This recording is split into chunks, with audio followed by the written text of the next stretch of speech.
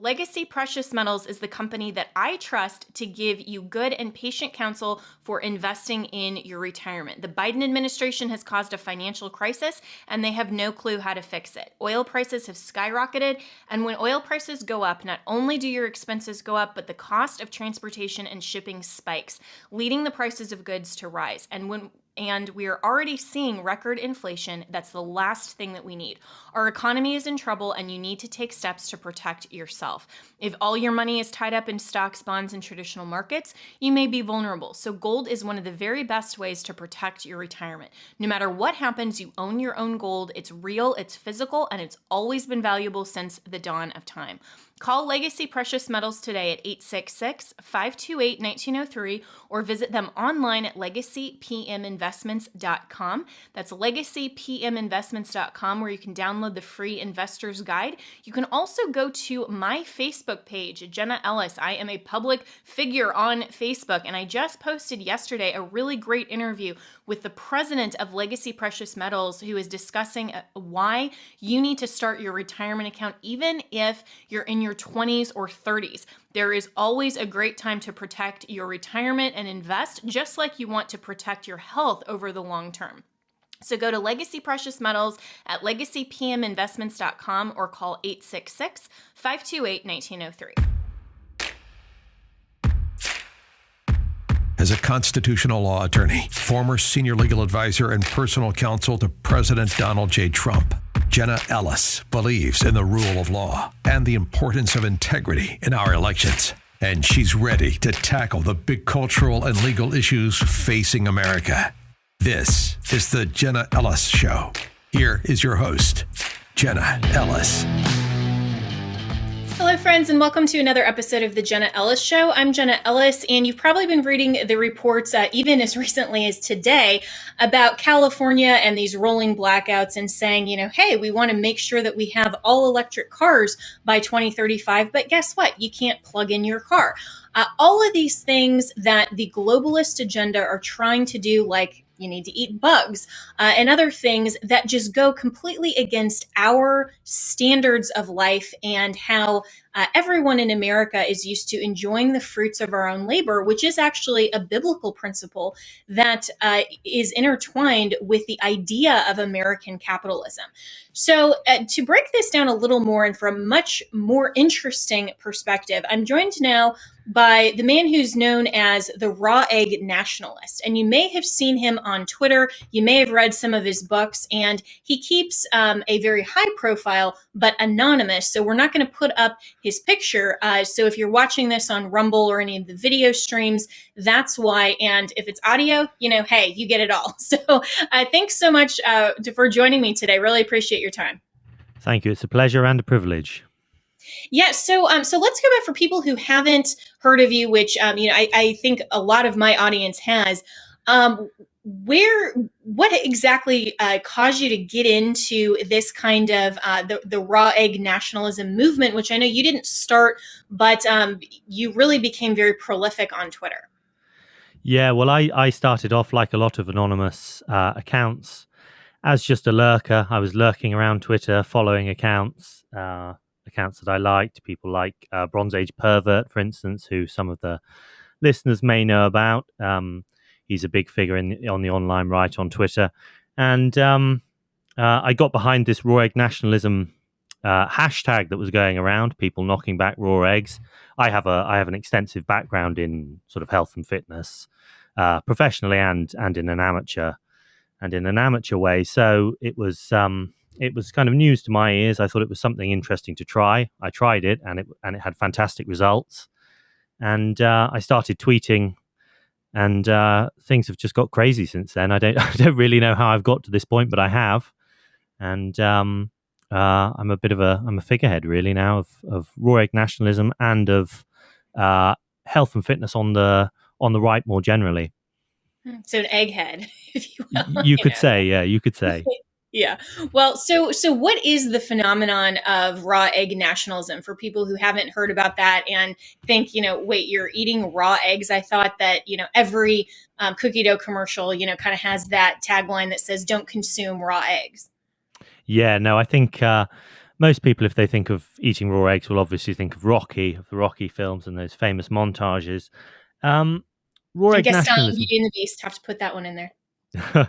Raw egg nationalism really is about the intersection of health and fitness on the one hand and politics on the other, because if you didn't know, health and fitness and politics are very much intertwined these days. You can't, you'd have to have your head in the sand not to know that. And health and fitness really has become the province of the right, or healthy, or should I say, healthy living and fitness have become the province of the right for various reasons.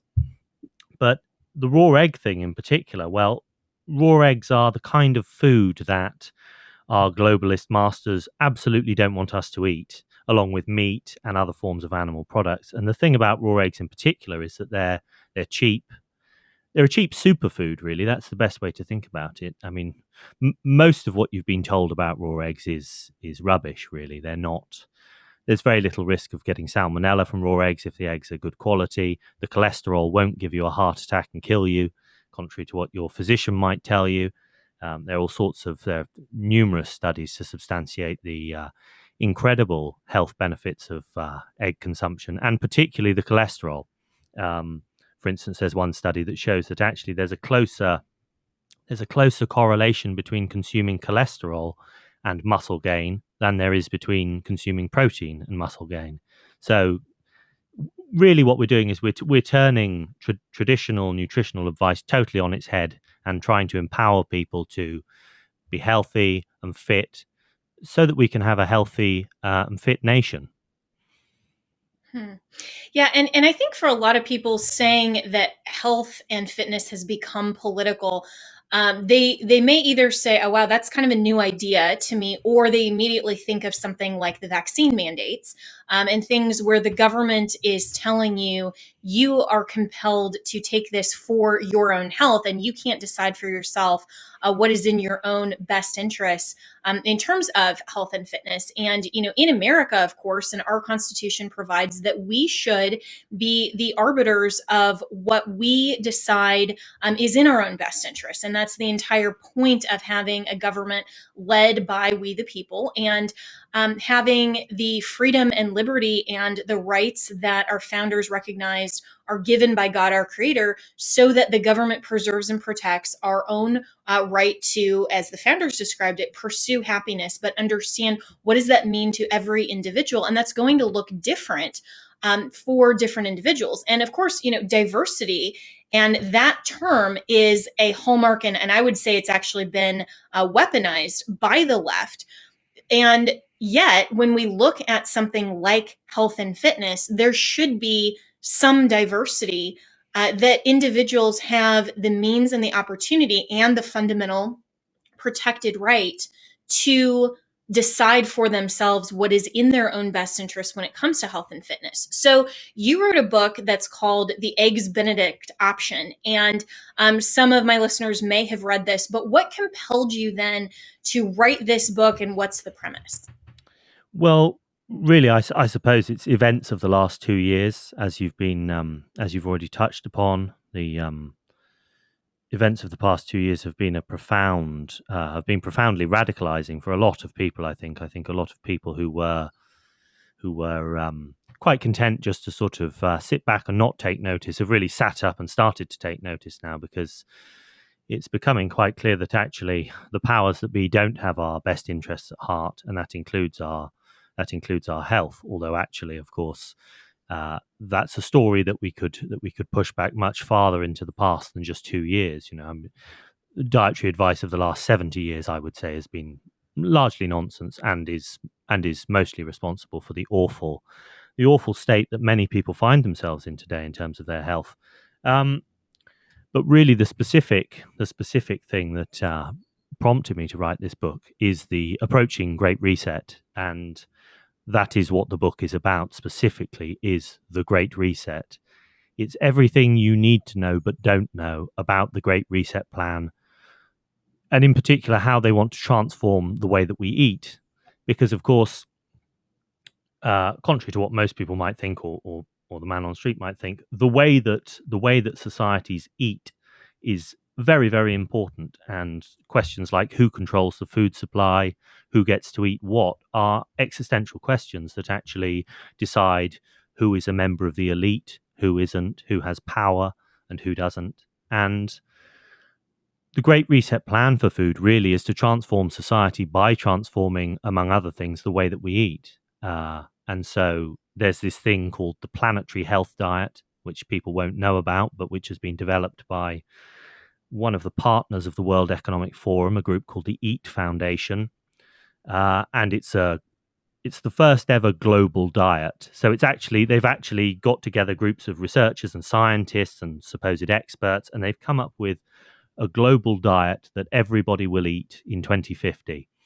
And the premise of the diet is basically that it has to feed 10 billion people, which will be the world population according to extrapolations in 2050. And this world diet also has to fit in with all of the climate targets, of course, that that these groups are advocating. So the Paris Climate Accords and all that kind of stuff.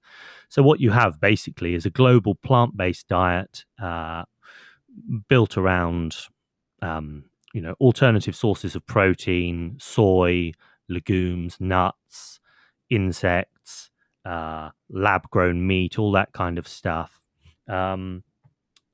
Which they want everybody to eat by 2050. And of course, the notion of dietary choice goes out the window with this. This is something that we're all just going to have to eat to save the planet. Basically, that's their argument. But the thing is that people don't realize, of course, is that actually these preparations for implementing this kind of stuff are actually very, very well advanced.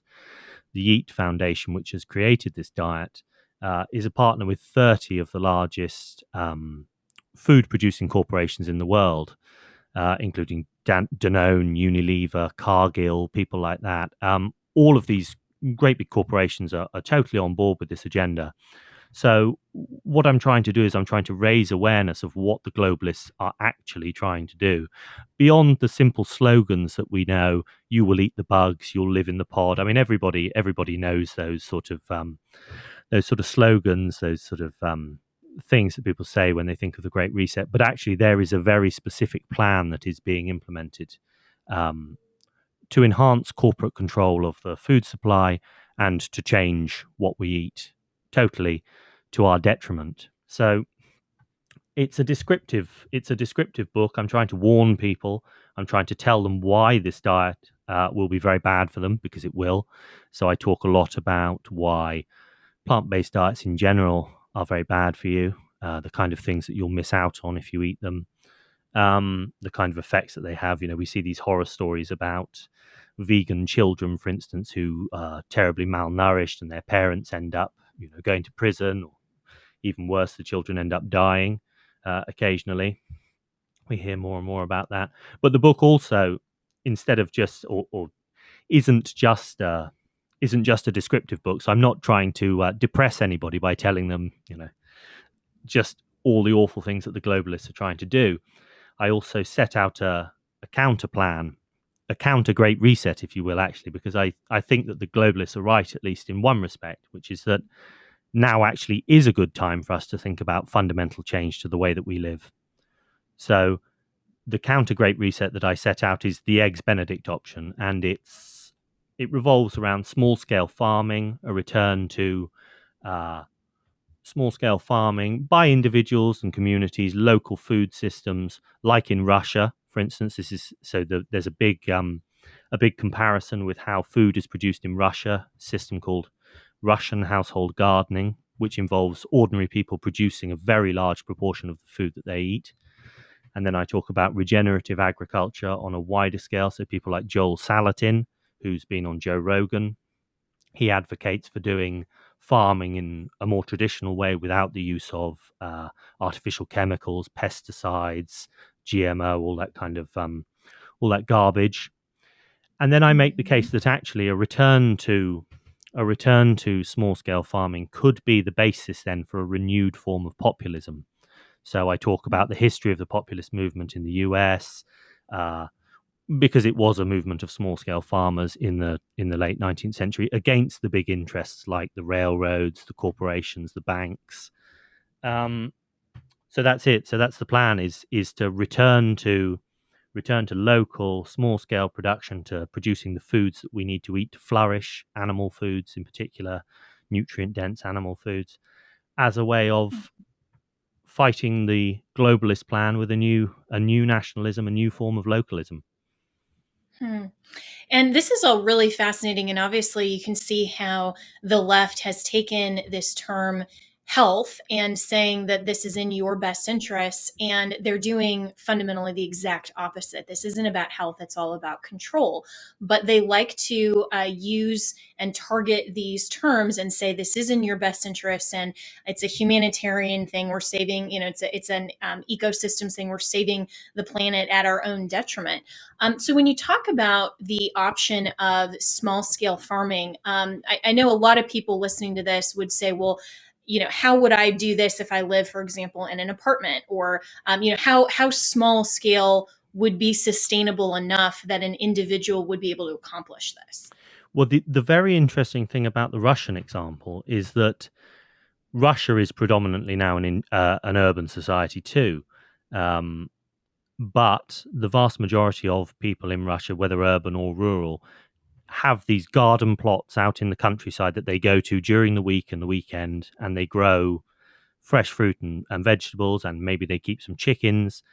It's something that that tens of millions of Russians do. I think they average 17 hours a week doing it, which is half the time an average American spends in front of the television, according to certain statistics. So it's not like it's a massive time sink or anything like that. Certainly not compared to sitting on the sofa watching Netflix. But I wouldn't deny that it would definitely require some significant changes to people's lives, and it might require, for instance, the government to start putting aside land for people to use, for instance, for urbanites to use outside the cities. I mean, the US government has done things like that before, for instance, with the Homestead Acts in the 19th century.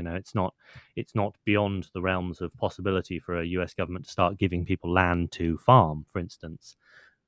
You wouldn't, and actually the thing about the Russian case too is that these people aren't using huge plots of land either. They're using very small plots of land, but what they're doing is using them in a very productive way. So they're using all sorts of techniques, farming techniques like companion planting, where you plant different species of plant that are they work well together basically. So you can put them together and they grow well. It's not. Well, here's a fact. Uh, the total area of lawns in the US, the total area of private lawns in the US is something like twice the size of the area of land that is under cultivation for household gardening in Russia. So it's like, Mm. you've already got enough lawn space to start growing probably more than enough food to make a real dent in the way that people eat. Of course, you'd have to change some local regulations, I think, because I know that in certain places in the US, you're not even allowed to grow food in your own garden. Which is Yeah. absurd. And property rights have been so obfuscated by government zoning regulations and other things. But what about the seeds for these plants? Because, when you're talking about Mm. GMO, and some of these other genetically modified plants, a lot of the things that we get from the store, for example, are things where even if you have a seed from a fruit and you planted it, it wouldn't necessarily grow. So, is there still an ability to get seeds for this purpose? Yes, there is. This is a very, very interesting topic, Jenna. This is something that I talk about actually at length in the book, because one of the things, well, the principal theme of the Great Reset, according to the World Economic Forum, is corporate control. They call it stakeholder capitalism, but basically what it amounts to is just increased corporate control of everything. And one way that you increase corporate control of agriculture is you produce genetically modified versions of plants, like Monsanto does, for instance, and then you're able to control those seeds as intellectual property. So if you buy genetically modified seeds from Monsanto, for instance, you have to sign You have to sign a contract that defines every single thing you can and can't do with those seeds. For instance, you can't keep any seeds left over at the end of the year to use the next year. You can't give your seeds to anybody else. You have to go back to Monsanto to get more seeds the next season. And there's this Monsanto has this basically police force, which is often referred to as the Monsanto Mafia. There was a Vanity Fair article about it a few years ago. And they have these private investigators who go around filming farmers and sort of basically blackmailing them and strong arming them to make sure that they're not in any way infringing Monsanto's intellectual property rights, whatever they are, patent rights as the originator of the seeds. And what these corporations are trying to do, I mean, they've already got a stranglehold on the global seed market, but what they're trying to do is they're trying to make that a total form of control where it will be impossible basically to buy any kind of seed that isn't in some way owned by a corporation. So although at the moment, yes, you can still get heirloom seeds, you can still get seeds that will produce plants that are then fertile and will produce their own seeds. The globalists really don't like that, and that's one way that they are trying to solidify their control of the agricultural market. Yes, is to create seeds that they control totally. So what, along those lines, because I think that's a fascinating discussion just in terms of how they're trying to control agriculture through intellectual property rights and saying that somehow you're infringing on the property of someone else when you're using seeds like that. Do they have a plan for heirloom seeds, or, for example, if someone was growing their garden? I mean, is there projection that in the future, like the weaponizing of 87,000 new IRS agents, that somehow we're going to have the agriculture police as a part of government coming in and saying, okay, we have to do test samples on what you're growing to make sure that this isn't going against some corporate interest. And obviously there should be a difference between what Monsanto could do in a civil context versus what the government can enforce. But this seems to be like a slippery slope, and if the government is truly trying to weaponize agriculture, and I think that it is, then you could see how easily that would become a form of policing. I think it's entirely possible. I won't make any predictions because I don't think that any of us really know what's going to happen next, apart from that it's probably going to be quite bad. I mean, the general outlook at the moment does seem to be pretty grim, what with the inflation, supply chain problems, war in Ukraine, all of these other things, all of which I think are being used by the globalists to further their aim of corporate control, of destroying the little man, destroying the middle classes, gutting small businesses, which already has taken place to a large extent during the coronavirus pandemic. I mean, I think we have to see the coronavirus pandemic and what's happening at the moment as being continuous. I don't think that there's necessarily any separation between them. But on the subject of policing on a sort of local scale, then there was a very interesting article actually that was published. It was an opinion piece that was published the other day, I think, in the New York Times, and I talk about it actually in the book. And the article's called "You Want to Eat Meat in This Economy," and it's about how basically inflation is a positive weapon that should be used by the regime to stop people from eating meat. But buried in this opinion piece, then there's a paragraph where the author talks about the Lever Act, which is a little known act that was used in 1917 by the government when the US entered the First World War to requisition food supplies from ordinary people. Now, that's an interesting precedent for a. I know it's only an opinion piece, but it's an interesting precedent for somebody to bring up that maybe to stop people from eating meat, what we'll have is the US government invoking its power to requisition food from ordinary people. This is actually something that some people in the US want to happen, and maybe it will happen. Who knows? Hmm. And that gets into a broader conversation about the left's push for socialism and saying that you don't have any property; it's all owned by the government, and the government can distribute as the government sees fit. And as we're talking, I'm also thinking about everything with centralized banking and how the World Economic Forum and the globalists want to stop people and cancel them from their banks, and to say things like having a digital credit score. And we've talked on this show previously about like carbon tax and the whole Green New Deal, and how if there were some kind of digital ID that people had a social credit score, then the ability to weaponize that and to say, okay, you, for example, can't use your own money and your bank account because to purchase, for example, a plane ticket because you've already expended your carbon tax credits for the month or the year or whatever increment of time they prefer. And so something like this seems like it's plausible as well in the weaponization of agriculture. And so this is just an extreme from a 30,000 foot view.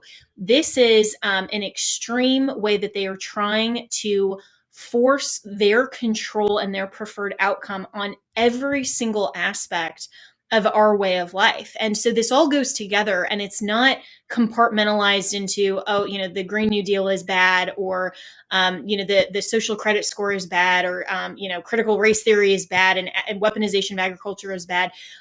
All of those things individually are, but this is all part of a bigger initiative from the World Economic Forum. And so I don't know if you can speak to this as well, but how would you characterize this portion of the weaponization of agriculture as a facet of the bigger plan, and how big of an issue is this when we're seeing things like the cancellation of banks and social credit score and all those things I just mentioned, and then we're seeing news reports of people, for example, like Bill Gates and also the Chinese government that are buying plots of land and massive amounts in America that I would assume are not for the benefit of the American people and for agriculture. I see all of these things kind of coming together for one, giant nefarious plan.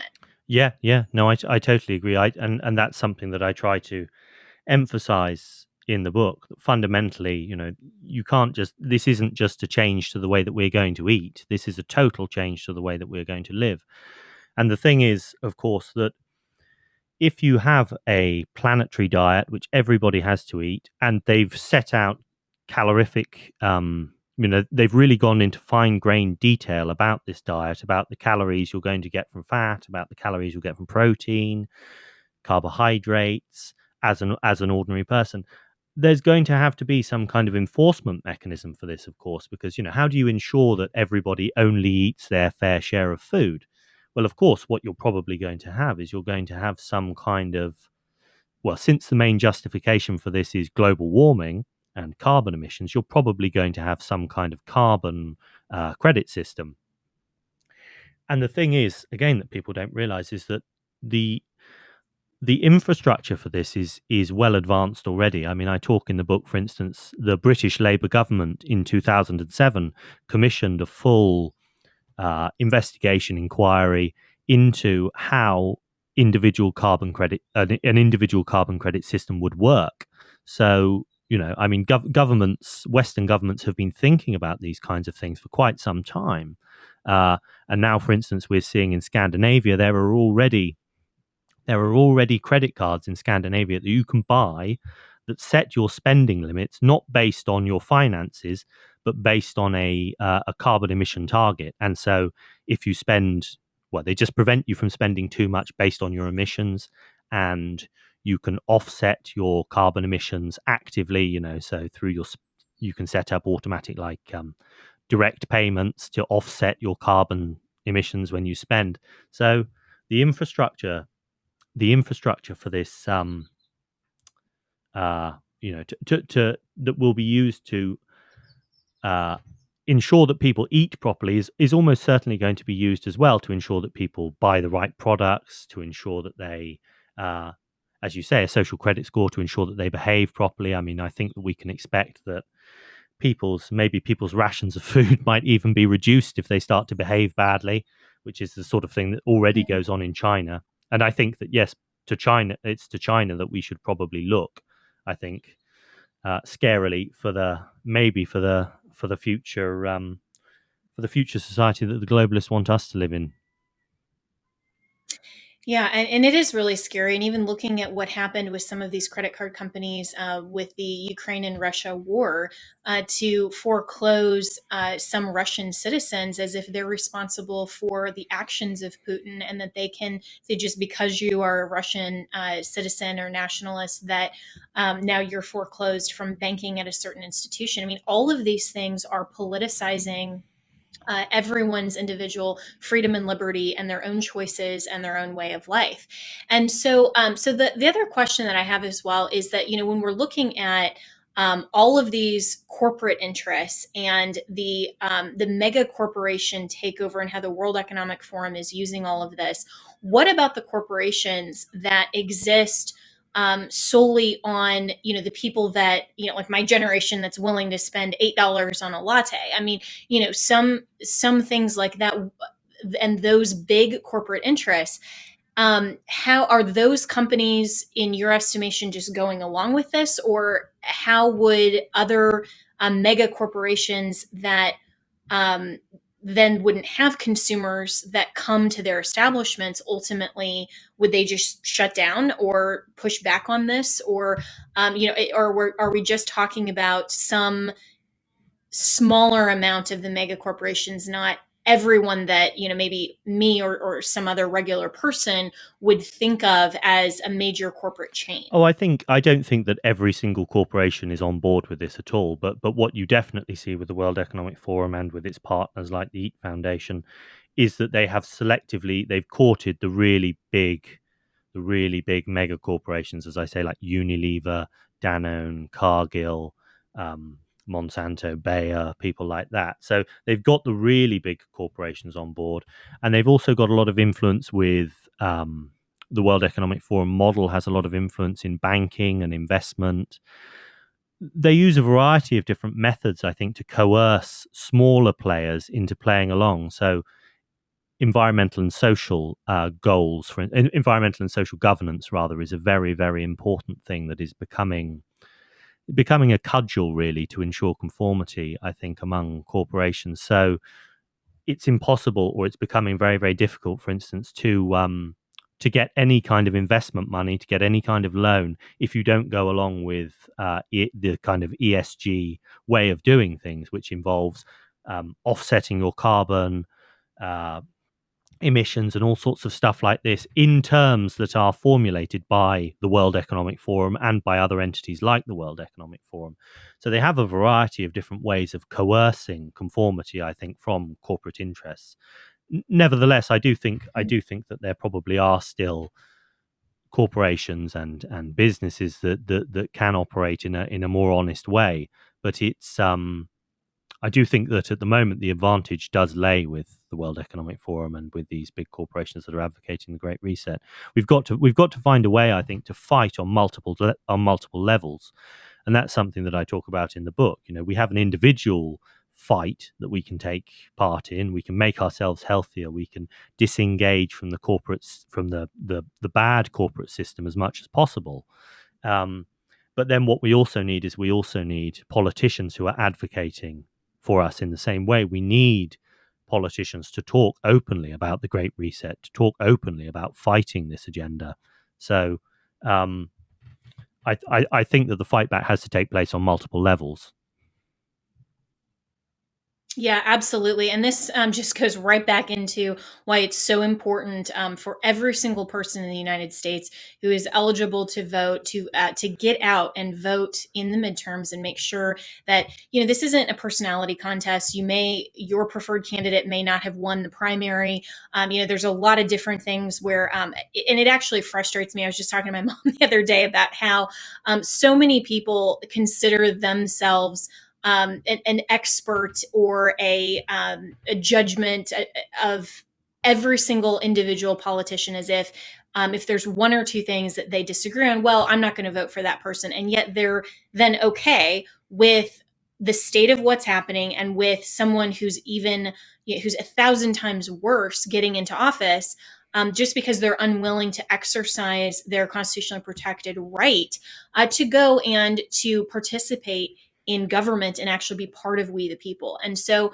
we do need to make sure that we are electing the politicians who care about these things, who are willing to protect the American people, to take up legislation that is fundamentally against the World Economic Forum and all of their goals. And so I do think you're totally right that it is a political battle, and we need to do our part there. It's an individual battle. We all need to be prepared, and we also need to be part of our churches as well, because church communities have ceded so much ground to the government, whether it's the family and turning over our kids to public education, to government run schools. It's not just public, it's government run, government indoctrination. The traditional family has lost its grounding, and to say that parents are responsible for their children's education. And then the church has ceded morality and moral authority to the government, and the humanitarianism that actually rightly and biblically should be part of the church, and that should not be the responsibility or purpose of the government. So we need to get back ultimately to understanding the role of civil society and the three spheres of government that God ordained. The civil government has a legitimate purpose, but it's doing a lot of things in an illegitimate way. The family government and parental responsibility, and making sure that we as individual families are protecting the members of our families, and then being part of a church community, so that maybe, as a collective, a church community could get one of these parcels of land and be responsible for every member of their congregation. I mean, the types of things that churches ultimately should have the welfare of their members against some of these outside influences. So there's a lot to unpack here, but we're running out of time, and this conversation I love. I hope you'll come back soon. But also, where can people find your book, and also follow you on Twitter, and maybe respond and ask any other questions that they have? Because I know that for a lot of people, this is a really fascinating area of conversation, and so many people email me daily about concerns with the World Economic Forum. So I really appreciate your Okay, time. so the book, if you're in the US, you can get the book directly from antelopehillpublishing.com. That's the publisher, Antelope Hill, for the cheapest price. But you can also get it from Amazon or Barnes & Noble, Book Depository, and other third-party retailers. If you're outside the US, you can get it from Amazon, whether you're in Canada or the UK or elsewhere in Europe. I've got a nifty little website now, raweggnationalist.com, which has links to all of my stuff. My Twitter handle is babygravy9, and I'm on Instagram as well, but that's not such a serious account. But the best place to go is go to my website, raweggnationalist.com, or go to my Twitter account, babygravy9. Books are on Amazon. Ask me any questions, interact with me, please. I love interacting with people and answering their questions, and helping people to change their lives, and hopefully make the nation strong again. Yeah, absolutely. Well, thank you so much for your time. And I'll be one of those that will have a lot of questions. So hope you'll come back again soon. Thank you so much. I'd love to. Thank you.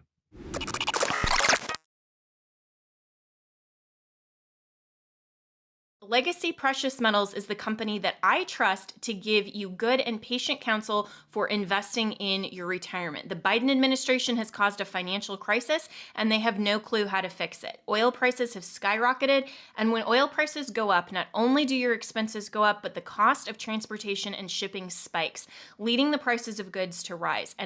And we are already seeing record inflation. That's the last thing that we need. Our economy is in trouble, and you need to take steps to protect yourself. If all your money is tied up in stocks, bonds, and traditional markets, you may be vulnerable. So gold is one of the very best ways to protect your retirement. No matter what happens, you own your own gold. It's real, it's physical, and it's always been valuable since the dawn of time.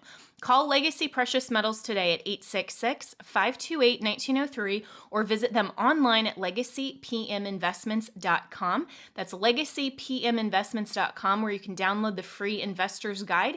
You can also go to my Facebook page, Jenna Ellis. I am a public figure on Facebook, and I just posted yesterday a really great interview with the president of Legacy Precious Metals, who is discussing why you need to start your retirement account even if you're in your 20s or 30s. There is always a great time to protect your retirement and invest, just like you want to protect your health over the long term. So go to Legacy Precious Metals at legacypminvestments.com or call 866-528-1903. MyPillow is having their biggest sheet sale of the year. You all have helped build MyPillow into the amazing company that it is today. Now, Mike Lindell, the inventor and CEO, wants to give back exclusively to you, his listeners. The Percale bed sheet set is available in a variety of colors and sizes, and they are all on sale. So, for example, the queen size is regularly priced at $89.98, but is now only $39.98 with our listener promo code Jenna, Jenna. So order now, because when they're gone, they're gone. The Percale bed sheets are breathable and have a cool and crisp feel. These come with a 10-year warranty and a 60-day money-back guarantee, so don't miss out on this incredible offer. There's a limited supply, so be sure to order now. You can call 1-800-564-8475 and use the promo code Jenna, or go to mypillow.com/Jenna. You can click on the radio listeners square and use the promo code Jenna. That's Jenna. Thank you so much to all of Mike Lindell's listeners and listeners of this podcast for making sure to support MyPillow and using our exclusive listener promo code Jenna. That's Jenna.